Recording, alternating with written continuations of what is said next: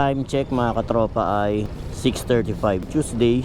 Office day po natin ngayon. Kailangan maaga para hindi tayo malate. Masyado pong matraffic sa mga dadaanan. Yun, biyahe na tayo.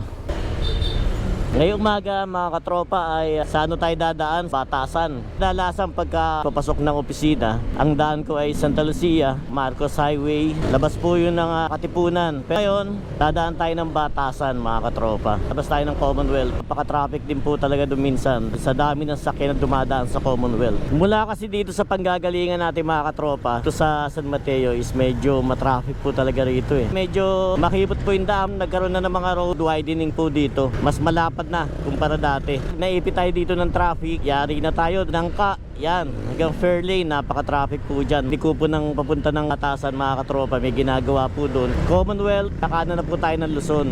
8 o'clock, nasa opisina na kami. Grace period po yan na 10 minutes. Tingnan natin kung gaano katagal magiging biyahe natin. Nilalaparan na po yung kalye dito. Banda rito, kaka-traffic talaga dito eh. Dito yung baba ang mga pasahero at saka sakayan. Sa pinaka-plaza ng San Mateo, pesta po rito, Kakadin Festival. Pagka Monday naman, traffic dito dahil flag ceremony. May biyaheng bus dito mga katropa, papunta ng Baclaran ha. Ito na yung pinaka-plaza ng San Mateo. Tinatayo na yung Christmas tree, syempre. May ambulansya. Padaanin muna natin. Doon.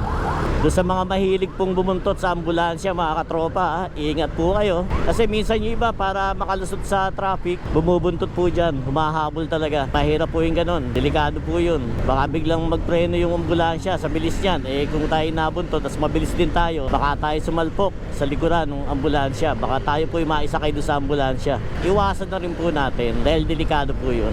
Barangay Santa Ana, San Mateo. Medyo malawak talaga yung kalye dito. Binabakbak na yan para sa road widening. Luluwag na rito pagdatapos yan. Barangay Ampid, San Mateo pa rin to. Banda rin na yung intersection na papunta ng Batasan. 6:48 na. Kakanan tayo rito. Batasan, punta ng opisina. Karaan, banda rito yung ginagawa. So yung kabila naman ng binabakbak. Kaya medyo traffic talaga dito.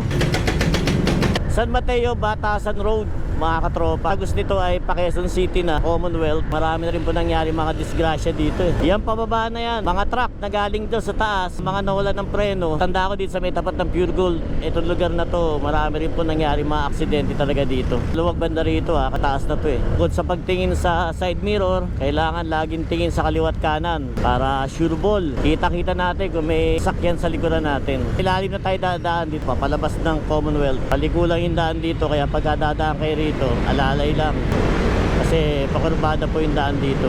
Commonwealth na tayo ng 6:57. Medyo maaga pa. Ito na ang Commonwealth mga katropa. Nakita nyo kung gaano karaming sasakyan. Libo-libo talaga dumadang mga sasakyan dito. Halo-halo na yan. Motor, kotse, truck, bus, lahat na. Ayan o. Meron dito kasing motorcycle lane. Ayun, yung nakita nyo kanina. Dati, naging mahigpit sila dito. Kaya wala ka doon sa motorcycle lane, huliin ka talaga. Yun o, tulin o.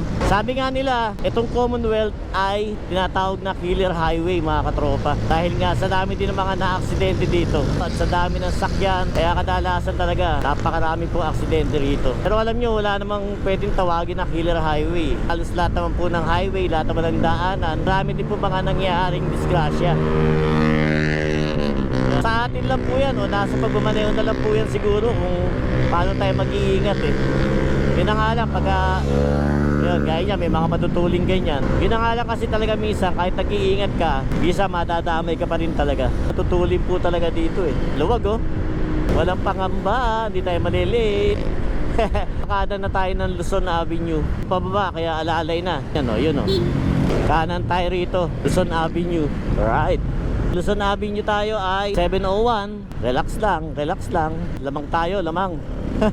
Liko na to dito sa Luzon Avenue. Kadalasan naman talaga traffic dito eh. Yung mga kumakaliwa dun eh, kadalasan yung mga truck. Congressional Avenue na tayo mga katropa. Nasa likuran tayo ng isang truck. Huwag naman yung kalye mga katropa. Overtake po natin dyan. Siyempre tatimingan natin yan ano. Kaya may bigla-bigla po lumalabas dun. Signal na tayo, kita tayo dun sa side mirror nyan ha. So pag nakita nyo maluwag yan, pwede nyo nang bakbakin yan. Dire-diretso na yan mga katropa hanggang sa malapasan nyo yung truck. Maluwag kasi yung kalye, kaya safe naman. na mag-overtake kahit na medyo mahaba yung track. One way naman po dito. Malaki yung chance na makakapag-overtake tayo dito kahit medyo malaki yung mga kasabayan natin. May nakita akong ano rin kanina, hinuli dalawang magkaangkas. Nakasando, nakachinelas pareho. Atsyempuan sila nung enforcer. Kasi pagka talagang babiyahe tayo ng highway mga katropa, bawal talaga ang chinelas. So huwag natin isipin na makakalusot naman tayo siguro. Naku, paano yung pag gano'n na tsempuhan kayo, huli talaga kayo. So matitikitan kayo doon, madadali yung lisensya nyo dahil lang nakachinelas kayo. Kailangan, ang suit po natin yan sapatos. Kung meron tayong Crocs para iwas huli. 708, etong Congressional Avenue, pag dinire-diretso nyo to, ang labas nyo ay Muñoz. So kakanan tayo dito. Dito tayo dadaan. Kaliwaan tayo rito. Traffic din dito. 7:13. 47 minutes pa. Medyo mahaba pa. Paglabas natin dito, Mindanao Avenue na yan. Tapos dire-diretso na yan. Kanan na tayo rito. Mindanao Avenue na to. Wala namang masyadong traffic dito. Ang opisina namin ay sa Valenzuela. Pag ganun po kalayo yung biyahe pagka office day. So kailangan talaga maaga. Maaga pa naman, so tingin ko hindi tayo malilate. Yung mga ganitong klase ng highway naman mga katropa, kadalasan dito, ang takbuhan dito is labo-labo. So halimbawa, nandito ka sa linya na to, minsan papasok sa kaliwa. O yung nandito sa kaliwa mo, minsan papasok ng kanan. Kaya dapat pagka nasa ganitong highway kayo, dapat alerto rin kayo. Dahil bigla-bigla po, halimbawa, yung kulay pula na kotse na yan, bigla po yan magsisignal, halimbawa, tapos pupunta sa kanan kasi liliko pala siya sa kanan. Rumble talaga yung mga direksyon ng mga sakyan dito May kakaliwa, may kakanan, may biglang hihinto. Kaya dapat alerto kayo dito, hindi pwedeng aantok-antok dito. Kundi mabibinggo tayo rito. Pailalim na po doon. May mga kakanan dito pero nandito pala sa kaliwa. So biglang papasok ng kanan yan. Dapat nandun ka sa tamang linya mo kung saan ka papunta. Kaya dapat malayo pa lang, alam mo na kung saan ka papunta para hindi ka biglang mag-change lane, tapos makakabala ka po doon sa nasa likuran mo. Tsaka delikado yun. Tayo dumaan sa ilalim, sa ibabaw, matraffic doon Ito yung mga pakaliwa naman dito, papunta na ng NLEX yan. Sako pa rin to ng Mindanao Avenue. Ito yung pinakamaluwag na part ng Mindanao Avenue mga katropa, itong highway na to. Kasi minsan may mga lumalabas din ng mga truck dyan pagka matuling ka, kahit sabihin mo doon pa lumalabas yung truck, medyo malayo, kailangan mag-slow down ka na. So medyo malapit na po tayo, hindi tayo late. Pagdating naman dito, U-turn tayo banda ron. U-turn na tayo dito. Huwag kayo makipag-unahan sa ganyan pagka sa U-turn, palampasin nyo muna lahat. Antay-antay lang.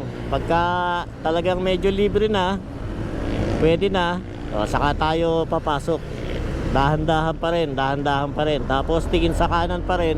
Kanan tayo rito. Lubak-lubak ang daan dito Kasi maraming dumadaan mga truck dito. Napakaraming mga pabrika dito. Ayan puro pabrika yan halos Kaya maraming truck talaga dito. Kaya yung kalye medyo hindi maganda. Ayan Lapit na tayo. Mga ilang minuto na lang nandun tayo sa opisina. Makakapagkape tayo.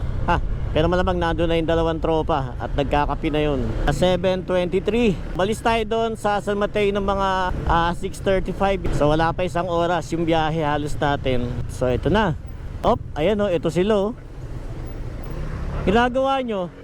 Para kang naninita na pumasok ka muna doon. Hindi kasi sisindihan mo ba yan? Hindi po, sa loob po to. Sa loob yan sisindihan dito yan Sige. Nagkape na ba kayo? Ito pa lang. Sige, sabay-sabay tayo Na rin kita? Sige, timpla mo na ako. Blanca, kopi ko blanca. Mainit, Ayan malamig. Syempre mainit. Bilisan nyo at nakahara kayo sa kalye. Pakalat-kalat. Ako din ba? Sige. Nandito tayo sa opisina mga katropa. Sabi sa inyo magkakape na yung mga yun Park na tayo rito. Saan tayo pa-park? Sa lilim. Alright, so nandito tayo mga katropa. Dumating tayo ng 7:26. May piyok pa. 7:26. So hindi po tayo late. So dumaan tayo sa may batasan galing San Mateo. Naka-check po tayo na maluwag yung biyahe. So hanggang dito lang mga katropa. Tanggal na ako ng helmet at mag-time in na po tayo doon. Right, so ingat lang kayo sa mga biyahe mga katropa. Tsaka syempre alis po sa inyo.